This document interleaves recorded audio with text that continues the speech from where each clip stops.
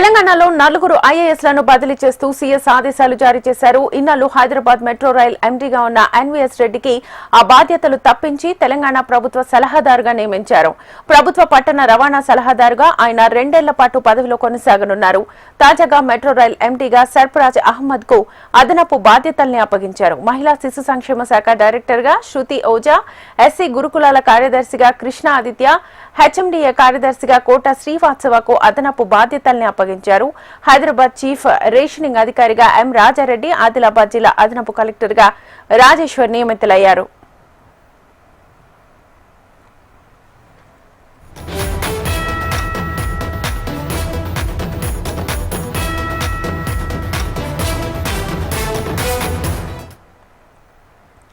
తెలంగాణలో నలుగురు ఐఏఎస్లను బదిలీ చేస్తూ సీఎస్ ఆదేశాలు జారీ చేశారు. ఇన్నాళ్లు హైదరాబాద్ మెట్రో రైల్ ఎండీగా ఉన్న ఎన్వీఎస్ రెడ్డికి ఆ బాధ్యతలు తప్పించి తెలంగాణ ప్రభుత్వ సలహాదారుగా నియమించారు.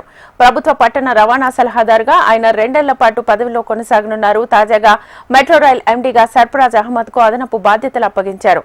మహిళా శిశు సంక్షేమ శాఖ డైరెక్టర్ గా శృతి ఓజా, ఎస్సీ గురుకులాల కార్యదర్శిగా కృష్ణాదిత్య, హెచ్ఎండిఏ కార్యదర్శిగా కోట శ్రీవాత్సవకు అదనపు బాధ్యతల్ని అప్పగించారు. హైదరాబాద్ చీఫ్ రేషనింగ్ అధికారిగా ఎం రాజారెడ్డి, ఆదిలాబాద్ జిల్లా అదనపు కలెక్టర్ గా రాజేశ్వర్ నియమితులయ్యారు.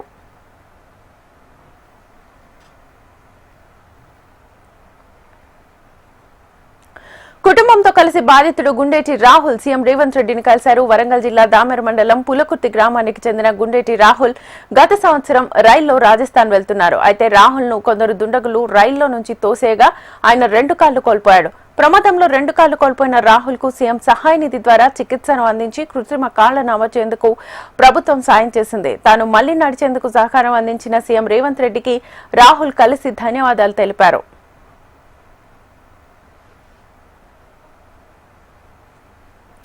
ట్రేడర్స్ అసోసియేషన్స్ తో డిప్యూటీ సీఎం భట్టి సమావేశమయ్యారు. జీఎస్టీ సంస్కరణల ఫలాలు ప్రజలకు అందేలా చూడాలని, అందుకు ట్రేడర్స్ అసోసియేషన్ సహకరించాలని కోరారు.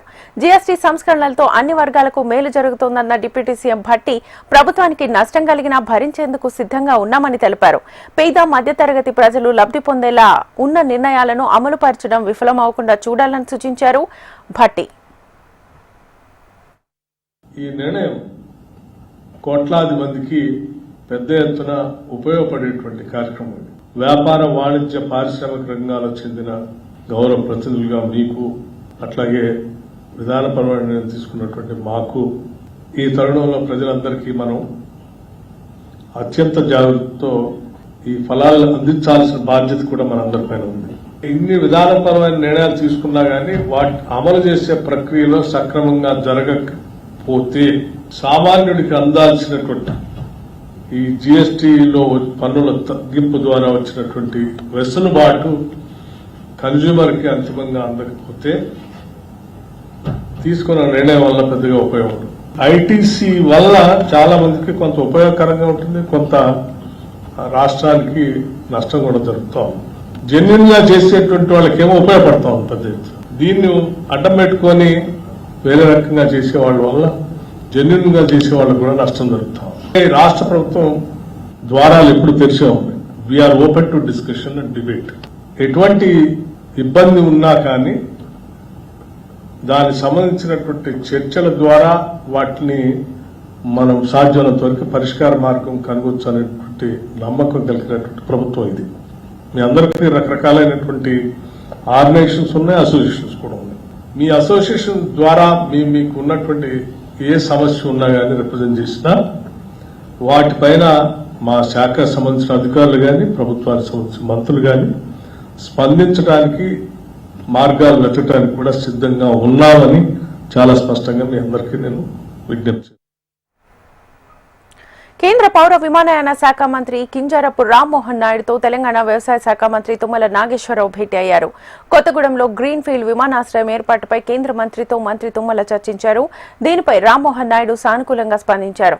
భద్రాద్రి కొత్తగూడెంలో కొత్త విమానాశ్రయం ఏర్పాటు చేసేందుకు కేంద్ర ప్రభుత్వం సిద్ధంగా ఉందని తెలిపారు.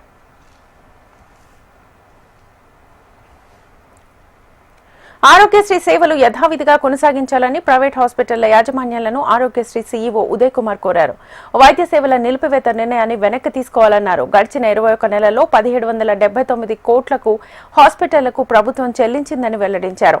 ప్యాకేజీల ఛార్జీల పెంపు కోసం దశాబ్దాల కాలం ఎదురుచూశారని, కాంగ్రెస్ ప్రభుత్వం ఏర్పడ్డ వెంటనే 1375 వైద్య చికిత్సల ఛార్జీలను సగటున 22% పైగా పెంచిన విషయాన్ని గుర్తు చేశారు. ఛార్జీలు పెంచడంతో పాటు కొత్త ప్యాకేజీలను చేర్చడంతో పేషెంట్ల కోసం ప్రభుత్వం అదనంగా 487 కోట్లు ఖర్చు చేస్తోందని తెలిపారు సీఈఓ ఉదయ్ కుమార్. 2014 నుంచి 2023 నవంబర్ వరకు నెలకు 57 కోట్లు చెల్లించగా 2023 డిసెంబర్ నుంచి 2024 డిసెంబర్ వరకు కాంగ్రెస్ హయాంలో నెలకు 75 కోట్లు చెల్లించినట్లుగా వెల్లడించారు. ప్రస్తుతం నెలకు 95 కోట్లు చెల్లిస్తున్నామని, హాస్పిటల్స్ డిమాండ్ చేసినట్లుగా 100 కోట్లు చెల్లించేందుకు ప్రభుత్వం అంగీకరించిందని స్పష్టం చేశారు. ఇతర విజ్ఞప్తుల విషయంలోనూ సానుకూల నిర్ణయాలు ఉంటాయని ప్రకటించారు.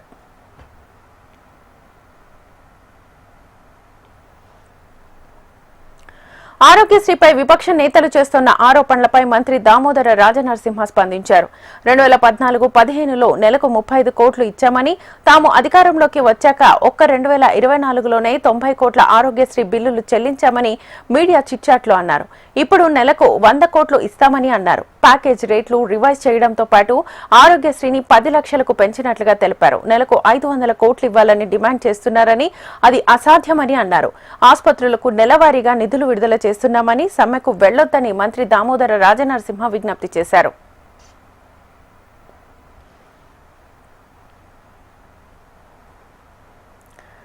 రాష్ట్రంలో ఎస్పీడీసీఎల్, ఎన్పీడీసీఎల్ తో పాటు మరో కొత్త డిస్కమ్ ఏర్పాటు చేయాలన్నారు సీఎం రేవంత్ రెడ్డి. ఇంధన శాఖపై సమీక్ష జరిపిన సీఎం రేవంత్ రెడ్డి ఇందుకు సంబంధించి పలు సూచనలు చేశారు. ఇప్పటికే కొత్త డిస్కమ్ ఏర్పాటుపై ప్రాథమిక ప్రణాళికలను సిద్ధం చేసింది ఇంధన శాఖ. సీఎంకు వివరించారు. వ్యవసాయం, లిఫ్ట్ ఇరిగేషన్, మంచినీటి సరఫరాకు సంబంధించిన విద్యుత్ వినియోగాన్ని కొత్త డిస్కమ్ పరిధిలోకి తీసుకురావాలని ప్రతిపాదించారు. ప్రస్తుతం ఉన్న 2 డిస్కంలను 3 డిస్కంలుగా పునర్విభజన చేయాలని సూచించిన సీఎం వీలైనంత త్వరగా పూర్తిస్థాయి ప్రణాళికలను సిద్ధం చేయాలని అధికారులను ఆదేశించారు. 3వ డిస్కంకు సంబంధించి పీపీఏ అలొకేషన్, సిబ్బంది విభజన, ఆస్తుల విభజన, బకాయిలు, ఇతర అంశాలపై పలు కీలక సూచనలు చేశారు. కేబినెట్ ఆమోదం అనంతరం కొత్త డిస్కమ్ ఏర్పాటుపై ముందుకెళ్లాలని తెలిపారు.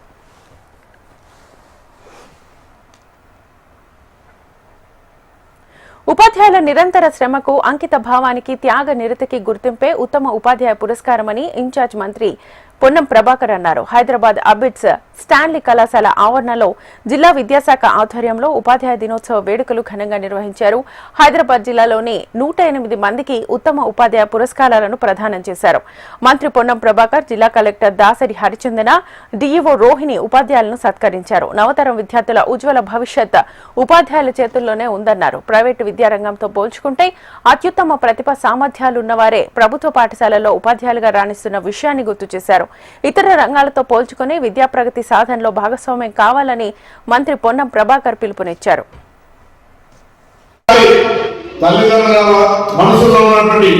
ఆ నామోషి ప్రభుత్వ పాఠశాలలో నామోషి అనే పదాన్ని తొలగించగలగాలి.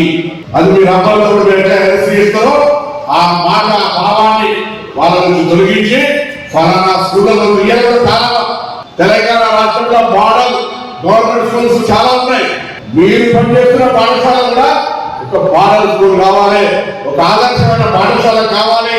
ఆ పిల్లల తల్లిదండ్రులు కాంపిటీషన్ గా స్కూల్లో చేర్పిస్తామనేటువంటి ఆలోచన కలిగే విధంగా చేయాలని కోరుతూ తప్పకుండా మీ అందరికీ మరొకసారి ఈ సందర్భంగా అవార్డు తీసుకుంటున్న సందర్భంగా నేను ఇంతకు చెప్పినట్టుగా తల్లిదండ్రుల తర్వాత గౌరవింపబడే వృత్తి ఏంటంటే అధ్యాపక వృత్తి. మాతృదేవోభవ, పితృదేవోభవ, ఆచార్య దేవోభవ ఊరికే చెప్పలే బిడ్డలు. మీరు ఈ దేశానికి, రాష్ట్రానికి, రాబోయే సమాజానికి ఒక ప్రయోజకులైన మార్గదర్శకులు తయారు చేసే బాధ్యత మీ మీద ఉంది. మీ వెనుక మద్దతు ఇచ్చే బాధ్యత ప్రభుత్వానికి. ఆ తల్లిదండ్రులను మీ వైపు ఆకర్షించుకునే విధంగా మీ వ్యవహార శైలి, మీ విద్యావంతుల మీ శ్రమ ఉండాలని కోరుకుంటూ మనస్ఫూర్తిగా మీ అందరికీ నా హృదయపూర్వకమైనటువంటి అభినందనలు. ఇండస్ట్రీ కావచ్చు, ఐటీ కావచ్చు, మెడికల్ కావచ్చు, ఇతరాంతం అంత రకాల ప్రైవేటు ఆధిపత్యం నడిచిన విద్యా వ్యవస్థలో మీలాంటి పరిణితి చెంది పూర్తిగా క్వాలిఫైడ్ టీచర్స్ ప్రకారం కూడా మిమ్మల్ని డామినేట్ చేసే విధంగా ప్రైవేట్ విద్యా వ్యవస్థ పెరిగితే అది ఒకసారి మీరు పునరాలోచన చేయాల్సిన అవసరం ఉంది. దయచేసి ఎవరిని ఈరోజు ఒకసారి గురుతరమైన గురువులు చూస్తామంటే మనం ఒకవైపు గురువులను గౌరవించుకుంటూ గురుతరమైన బాధ్యతలు కూడా మనం ఒకసారి మనం మమనం చేసుకోవాలి. మనం ఒకసారి మళ్ళీ చర్చ ఆలోచన చేయాల్సిన అవసరం ఉందని కోరుతా. కేంద్ర రక్షణ శాఖ మంత్రి రాజ్నాథ్ సింగ్ హైదరాబాద్ కు చేరుకున్నారు. బేగంపేట ఎయిర్పోర్ట్ లో తెలంగాణ అధ్యక్షులు రామచంద్రరావు, తెలంగాణ ఎంపీలు లక్ష్మణ్, రఘునందన్ రావు, డీకే అరుణ, బీజేపీ నేతలు స్వాగతం పలికారు. సికింద్రాబాద్ పోలీస్ పరేడ్ గ్రౌండ్ లో కేంద్ర ప్రభుత్వ ఆధ్వర్యంలో జరిగే తెలంగాణ విమోచన దినోత్సవంలో రాజ్నాథ్ సింగ్ పాల్గొన్నారు.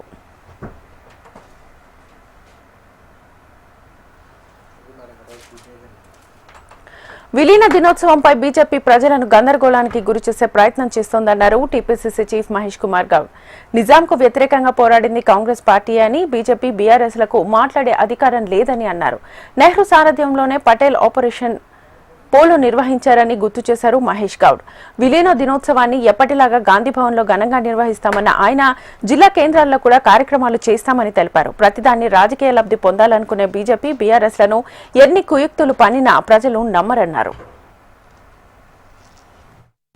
కొన్ని దశాబ్దాలుగా కాంగ్రెస్ పార్టీ తెలంగాణ విలీన దినోత్సవం జరుపుకుంటా ఉంది. రేపు కూడా గాంధీభవన్ లో అదేవిధంగా జిల్లా హెడ్ క్వార్టర్ లో తెలంగాణ విలీన దినోత్సవం జరుపుకుంటా ఉన్నాం. బీజేపీ వారి వల్ల విమోచన దినమని ప్రజల్ని కన్ఫ్యూజ్ చేసే ప్రయత్నం చేస్తా ఉన్నారు.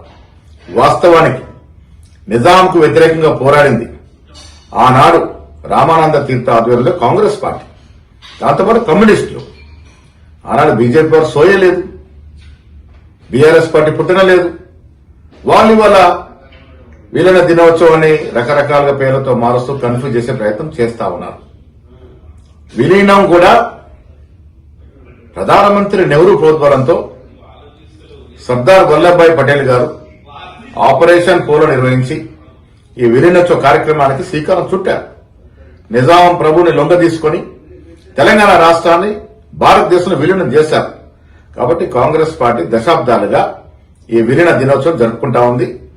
బీజేపీ బీఆర్ఎస్ పార్టీ ఎన్ని కుయుక్తులు చేసి ఎన్ని రాజకీయాలు ఈ దినోత్సవాన్ని కూడా రాజకీయం చేయదలుచుకున్నప్పటికీ కూడా ప్రజలు విశ్వసించాల్సింది ఇది తెలంగాణ భారతదేశంలో విలీనమైనటువంటి రోజు, తెలంగాణ విలీన దినోత్సవము. అది జరుపుకోవడానికి కాంగ్రెస్ పార్టీ గర్వపడతా ఉంది. ఆదిలాబాద్ జిల్లా కలెక్టర్ ఆసిఫ్ కూలిన ఘటనపై అధికారులకు రిపోర్ట్ అందింది. భారీ వర్షాలతో ఈ నెల 11న కలెక్టరేట్ భవనంలోని ట్రెజరీ ఆఫీసులో 50 ఫీట్ల క్యారిడార్ స్లాబ్ కూలింది. ఆ సమయంలో ఉద్యోగులు అప్రమత్తంగా వ్యవహరించడంతో ప్రమాదం తప్పింది. దీనిపై ప్రభుత్వం 6 నిపుణులతో కమిటీ నియమించగా విచారణ జరిపిన కమిటీ 35 పేజీల నివేదికను రూపొందించి ప్రభుత్వానికి అందించింది. కలెక్టరేట్ భవనాన్ని రీస్టార్ట్ చేయాలని లేదంటే భవనాన్ని ఖాళీ చేయాలని సూచించారు నిపుణులు. కొత్తగా పిల్లర్స్ వేసి బిల్డింగ్ పటిష్టం చేయవచ్చునని తెలిపారు.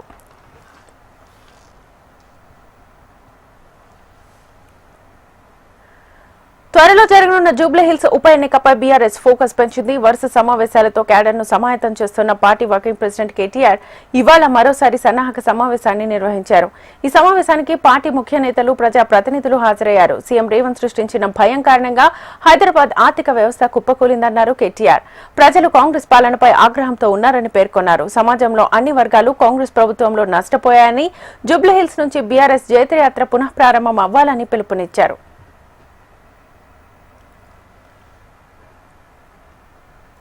మోసం చేయడమే కాంగ్రెస్ నైజమన్నారు బీఆర్ఎస్ వర్కింగ్ ప్రెసిడెంట్ కేటీఆర్. భద్రాచలంలో కార్యకర్తల సమావేశంలో కేటీఆర్ హాజరయ్యారు.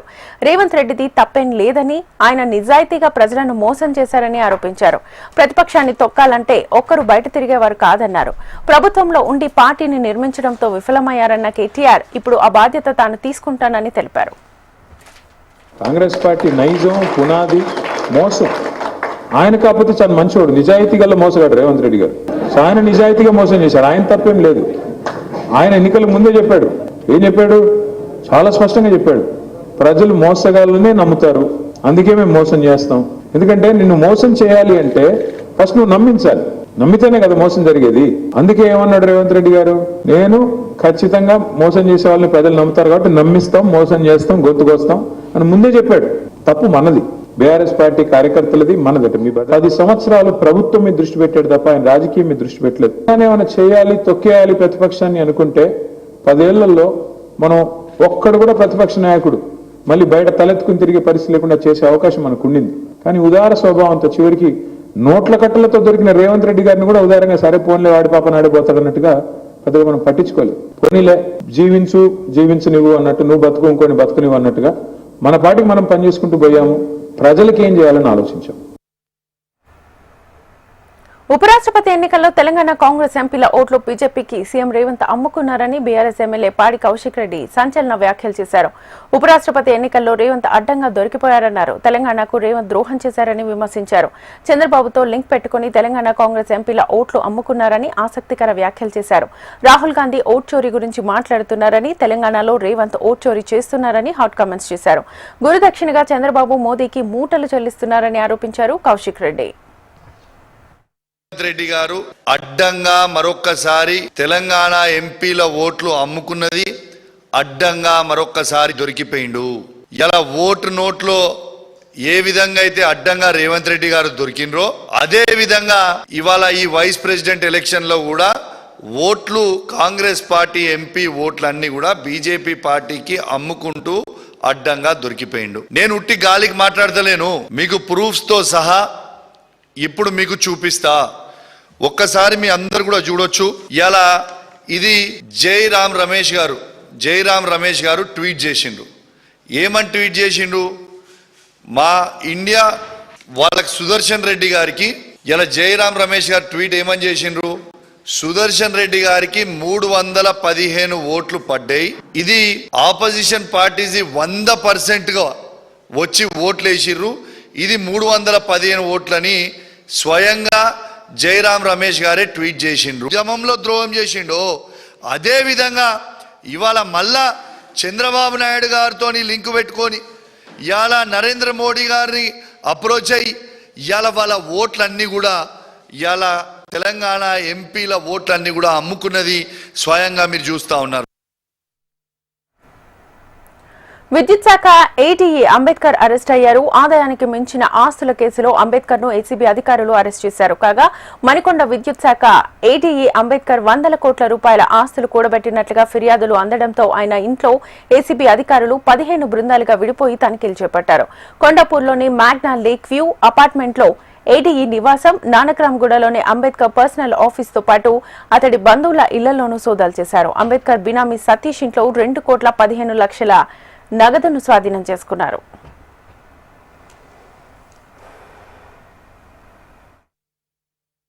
నా పేరు Anand Kumar, DSP ACB Rangareddy range. ఈరోజు మేము ఎరుగు అంబేద్కర్ గారు అని చెప్పేసి ఆయన ఏడీగా పనిచేస్తున్నారు టీఎస్పీడీసీఎల్లో. ఆయన అవినీతి ఆరోపణలు ఆయన మీద పుష్కలంగా ఉన్నాయి చాలా. ఆయన ఆరోపణల ఆధారంగా మేము కొంచెం ఎంక్వైరీ చేసాము. ఎంక్వైరీ ప్లస్ వెరిఫై ఇన్ఫర్మేషన్ అవన్నీ చేయడం జరిగింది. చేసిన తర్వాత మా పై అధికారులకు దానిపైన ఒక పర్మిషన్ కోసమని లెటర్ పెట్టి పర్మిషన్ తీసుకున్న తర్వాత ఈరోజు కేసు నమోదు చేయడం జరిగింది. కేసు నమోదు చేసిన తర్వాత వాళ్ళ ఇంట్లో ఈరోజు అంబేద్కర్ గారి ఇంట్లో సోదాలు జరపడం జరిగింది. అంబేద్కర్ గారితో పాటు ప్లస్ ఎవరైతే ఆయనకి ఈ యొక్క లంచం రూపంలో డబ్బులు ప్లస్ అవినీతి రూపంలో అన్ని డబ్బులు వెనకేసుకోవడానికి సహకరిస్తున్నారో వాళ్ళలో కొంతమంది గుర్తించడం జరిగింది. వాళ్ళ ఇళ్లలో కూడా సైమల్టేనియస్గా రీడ్స్ ఈరోజు చేయడం జరిగింది. జిల్లా కలెక్టర్లు వినూత్నంగా ఆలోచించి క్షేత్రస్థాయిలో అత్యుత్తమ ఫలితాలు సాధించాలని సీఎం చంద్రబాబు నాయుడు సూచించారు. అమరావతిలో 2 రోజుల పాటు జిల్లా కలెక్టర్లు, ప్రభుత్వ ఉన్నతాధికారులు, జిల్లా ఎస్పీలతో ప్రత్యేక సమావేశాన్ని నిర్వహించారు. ప్రభుత్వ శాఖల వారీగా చంద్రబాబు సమీక్షించారు. ప్రభుత్వ పాలనలో అనుసరించాల్సిన విధి విధానాలపై కలెక్టర్లు, ఉన్నతాధికారుల నుంచి సలహాలు, సూచనలు అడిగి తెలుసుకున్నారు. ప్రభుత్వ అధికారులు టెన్షన్తో పనులు చేసి ఇబ్బంది పడకుండా సంపూర్ణ ఆరోగ్యంతో, మానసిక వికాసంతో పనిచేసి అద్భుత ఫలితాలను సాధించాలన్నారు. ఈ గవర్నమెంట్ చాలా క్లియర్గా ఉన్నాం. డెవలప్మెంట్, వెల్ఫేర్ ఈ 2 జరగాలంటే సుపరిపాలన. ఈ 3 బ్యాలెన్స్ చేసుకొని నిన్నంతా కూడా మీరు చూస్తే ఫస్ట్ జిఎస్టీపీ డిస్కస్ చేశాం. ఇమ్మీడియట్గా వెల్ఫేర్ గురించి మాట్లాడాం. వెల్ఫేర్ సీమ్లెస్గా లాస్ట్ మైల్కి కంపల్సరీగా చేరే పరిస్థితి రావాలి. అది ఎప్పటికప్పుడు టెక్నాలజీ చాలా వరకు హ్యాండీగా ఉపయోగపడుతుంది. దీన్ని కూడా మీరు ఎక్కడికక్కడ కలెక్టర్స్ కానీ, ఎస్పీస్ కానీ ఈవీలో కూడా ముందుకు పోవాల్సిన అవసరం ఉంది. లాస్ట్ మైల్ వరకు అందరి దగ్గర పనిచేయించే పరిస్థితి రావాలి. ఇది అసాధ్యం కాదు, సాధ్యం. ఈరోజు ఒకటి నిర్ణయం చేశాం పోలీసుల్లో. ఈ సంవత్సరం 33% క్రైమ్ రేట్ తగ్గాలి. ఇది తగ్గాలి అంటే ఆ జిల్లాలో ఉండే పరిస్థితులకు అనుగుణంగా మీరు ఒక యాక్షన్ ప్లాన్ తయారు చేసుకొని కమ్యూనికేషన్ ఇవ్వాలి. కమ్యూనికేషన్ ఇచ్చిన తర్వాత ఎక్కడికక్కడ ఫర్మ్ యాక్షన్స్ ఉండాలి. టెక్నాలజీని కూడా మీరు ఉపయోగించుకునే పరిస్థితి రావాల్సిన అవసరం ఉంది.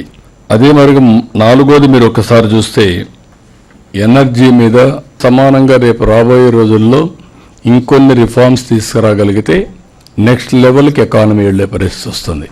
ఇప్పుడు మనం 7%, 7.5% గ్రోత్కి వస్తున్నాం. కరెక్ట్గా ప్లాన్ చేస్తే 10% ప్లస్కి వెళ్లే పరిస్థితి వస్తుంది. ప్రతి ఒక్కరం కూడా హెల్త్ మెయింటైన్ చేయాలి. మీరు హెల్తీగా ఉంటే స్టేట్ కూడా హెల్తీగా ఉంటుంది. నేను ఇవన్నీ మీతో మాట్లాడుతూ ఉంటా అనిపిస్తుంది మీకు, ఈయన ఇట్లే మాట్లాడుతూ ఉంటాడని. I was scene in my life. మనం పని చేయాలి. పని చేసిన తర్వాత రెస్ట్ కూడా తీసుకోవడంలో నేను అందుకే చెప్తున్నా, స్మార్ట్గా పని చేయమంటున్నా మిమ్మల్ని అందరినీ. హార్డ్ వర్క్ కాదు, స్మార్ట్ వర్క్ చేయండి. Everything is available. If you do smart work you will win the game. ఆ విషయం మీరు గుర్తుపెట్టుకోవాలని కోరుతున్నా. మనసు పెట్టి పని చేయండి, ఎప్పుడు కూడా విసుగు రాదు. సోషల్ మీడియాలో అసభ్యకర పోస్టులపై ఏపీ ప్రభుత్వం కీలక నిర్ణయం తీసుకుంది. సోషల్ మీడియాలో తప్పుడు ప్రచారాలు, మహిళలను కించపరిచే ప్రచారాలపై అధ్యయనానికి మంత్రివర్గ ఉపసంఘం ఏర్పాట్లు చేసింది. 1-2 రోజుల్లో దీనిపై అధికారికంగా ఉత్తర్వులు వెలువడనున్నాయి. ఈ కేబినెట్ సబ్ కమిటీలో హోంమంత్రి అనితతో పాటు నాదెండ్ల మనోహర్, సత్యకుమార్ యాదవ్, పార్థసారథులు ఉండనున్నారు. దీనిపై శీతాకాల అసెంబ్లీ సమావేశాల్లో ప్రభుత్వం బిల్లును ప్రవేశపెట్టే అవకాశాలున్నాయి.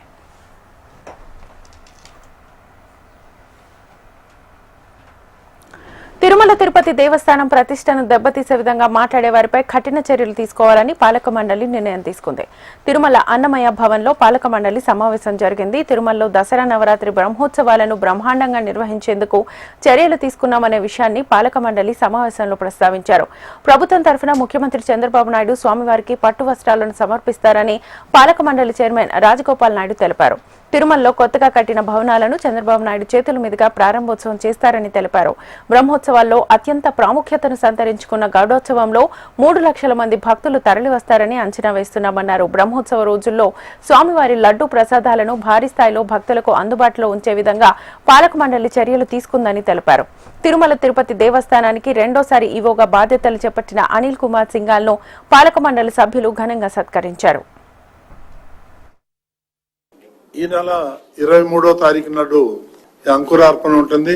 24 నుంచి అక్టోబర్ 2 వరకు ఈ బ్రహ్మోత్సవాలు కార్యక్రమాలన్నీ కూడా అంగరంగ వైభవంగా చేయటానికి అన్ని ఏర్పాట్లు చేస్తున్నారు. ఈ కొత్త టిటిడి పాలక మండలి ఏర్పడిన తర్వాత ఇది మొదటిసారి బ్రహ్మోత్సవాలు. లాస్ట్ ఇయర్ బ్రహ్మోత్సవాల్లో కమిటీ లేదు. ఈసారి దీన్ని అత్యంత వైభవంగా ప్రెస్టేజ్ గా తీసుకొని దీన్ని ఈ కార్యక్రమాలన్నీ కూడా దిగ్విజయంగా జరిపించాలని చెప్పేసి నిర్ణయాన్ని తీసుకున్నాం. ఇవన్నీ కూడా 24వ తారీఖు మీన లగ్నంలో ధ్వజారోహణ నిర్వహిస్తారు. అదే రోజు పెద్ద వాహనంలో స్వామివారు ఊరేగింపు ఉంటుంది. రాష్ట్ర ప్రభుత్వం తరఫున 24వ తారీఖు నాడు ముఖ్యమంత్రి శ్రీ నారా చంద్రబాబు నాయుడు గారు పట్టు వస్త్రాలు స్వామివారికి తీసుకొస్తున్నారు. వివేక హత్య కేసుపై సుప్రీంకోర్టులో విచారణ జరిగింది. ఈ సందర్భంగా సిబిఐ సంచలన కామెంట్స్ చేసింది. కోర్టు ఆదేశిస్తే దర్యాప్తును కొనసాగించేందుకు సిద్ధంగా ఉన్నామని తెలిపింది. నిందితుల బెయిల్ రద్దుపై జోక్యం చేసుకోలేమన్న సుప్రీం ట్రయల్ కోర్టును ఆశ్రయించాలని సూచించింది.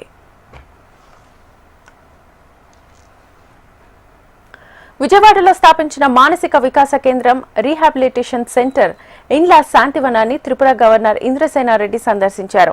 స్థానిక ఎమ్మెల్యే వెంకట్రావుతో కలిసి పేషెంట్స్ ని ఆయన పరామర్శించారు. అనంతరం మత్తు పదార్థాలు అడిక్షన్ వల్ల కలిగే అనర్థాల గురించి వివరించారు.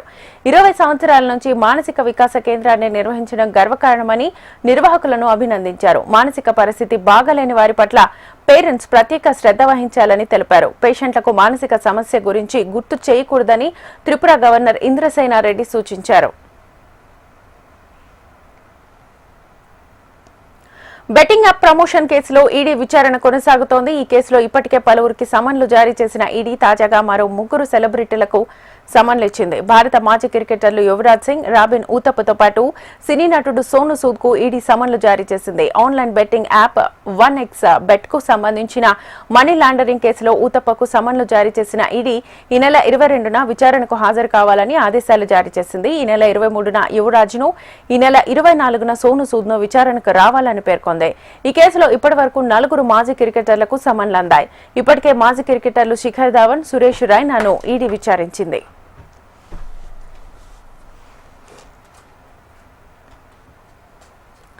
అమెరికాకు చెందిన ప్రముఖ వార్తాపత్రిక న్యూయార్క్ టైమ్స్ పై అమెరికా అధ్యక్షుడు డొనాల్డ్ ట్రంప్ పరువు నష్టం దావా వేశారు. న్యూయార్క్ టైమ్స్ పై $15 బిలియన్ దావా వేశారు. ఫ్లోరిడాలోని యుఎస్ డిస్ట్రిక్ట్ కోర్టులో పరువు నష్టం దావా వేసినట్లుగా ట్రంప్ వెల్లడించారు. లైంగిక నేరస్తుడు జెఫ్రీ ఎప్స్టీన్ తో ట్రంప్ సంబంధాలపై వరుస కథనాలు వెలువడ్డ నేపథ్యంలో ట్రంప్ ఈ మేరకు నిర్ణయం తీసుకున్నారు. కొన్ని దశాబ్దాలుగా ఈ పత్రిక తనపై దుమ్మెత్తి పోస్తోందని ట్రంప్ విమర్శించారు. తనపై, తన కుటుంబం, వ్యాపారాలు, అమెరికాపై న్యూయార్క్ టైమ్స్ అసత్య ప్రచారాలను వ్యాప్తి చేస్తోందని ట్రంప్ ఆరోపించారు. అమెరికా చరిత్రలో అత్యంత చెత్త, దిగజారుడు వార్తాపత్రికల్లో ఇది ఒకటని దుయ్యబట్టారు. దీనిపై న్యూయార్క్ టైమ్స్ పత్రిక ఇంకా స్పందించలేదు.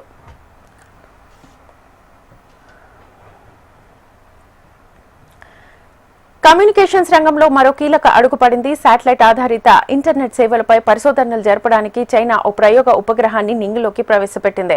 స్థానిక కాలమానం ప్రకారం ఈ ఉదయం వాయువ్య చైనాలోని జుక్వాన్ శాటిలైట్ లాంచ్ సెంటర్ నుంచి ఉపగ్రహాన్ని ప్రయోగించారు. లాంగ్ మార్చ్ 2C రాకెట్ ద్వారా ఈ ఉపగ్రహం నింగిలోకి దూసుకెళ్లింది. అనంతరం ఉపగ్రహం కక్షలోకి చేరినట్లుగా శాస్త్రవేత్తలు తెలిపారు. దీని ద్వారా శాటిలైట్ ఇంటర్నెట్ సేవల పనితీరును శాస్త్రవేత్తలు పరిశీలించనున్నట్లుగా తెలుస్తోంది.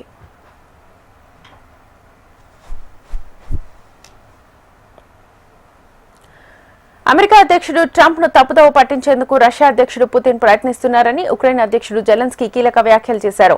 కొత్త ఆంక్షలు విధించకుండా ఆలస్యం చేసేలా చేస్తున్నామన్నారు. ఆంక్షలను తప్పించుకునేందుకు పుతిన్ చేయాల్సిందంతా చేస్తున్నారన్నారు.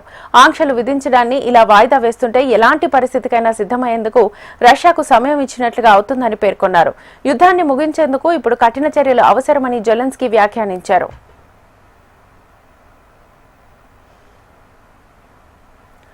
గాజాలో ఇజ్రాయెల్ మారణ హోమానికి పాల్పడిందని ఐక్యరాజ్యసమితి నివేదిక వెల్లడించింది. ఇజ్రాయెల్లోని అగ్రనాయకులు కూడా ఈ దాడులను ప్రోత్సహించారని పేర్కొంది. మొత్తం 72 పేజీల నివేదికను విడుదల చేసింది. ఇజ్రాయెల్ 2023 అక్టోబర్ నుంచి 4 జాతి విధ్వంసకర దాడులకు పాల్పడిందని ఐక్యరాజ్యసమితి మానవ హక్కుల మండలి ఏర్పాటు చేసిన కమిషన్ నివేదిక వివరించింది.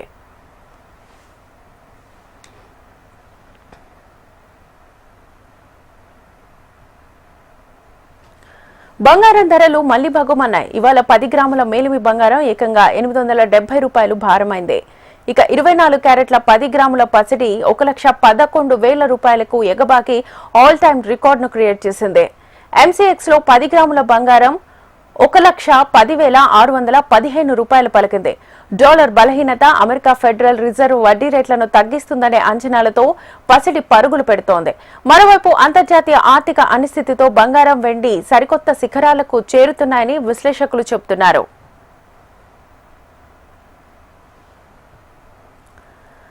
వైశ్య బిజినెస్ నెట్వర్క్ విపిఎన్ హెచ్ఐసిసిలో విపిఎన్ ఎపెక్స్ 2025ను ఘనంగా నిర్వహించారు. విపిఎన్ 2.0ను ఈ సందర్భంగా ఆవిష్కరించారు. The vision, the convergence, the future అనే థీమ్తో ఈ మీట్ ను నిర్వహించారు.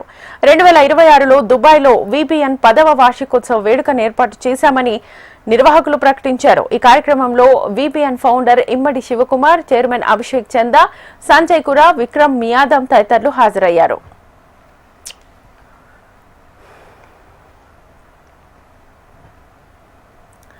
నిన్న స్వల్ప నష్టాలను చవిచూస్తున్న దేశీయ సూచీలు ఇవాళ విజృంభించాయి. ఉదయం 100 పాయింట్ల లాభంతో మొదలైన సెన్సెక్స్ అదే ఊపును కొనసాగించింది. సెన్సెక్స్ 81,077 నుంచి 82,380 శ్రేణి మధ్యలో కదలాడింది. చివరకు సెన్సెక్స్ 82,380 వద్ద రోజును ముగించింది. మరోవైపు నిఫ్టీ కూడా సెన్సెక్స్ బాటలోనే కదలాడింది. చివరికి 169 పాయింట్ల లాభంతో 25,239 వద్ద స్థిరపడింది.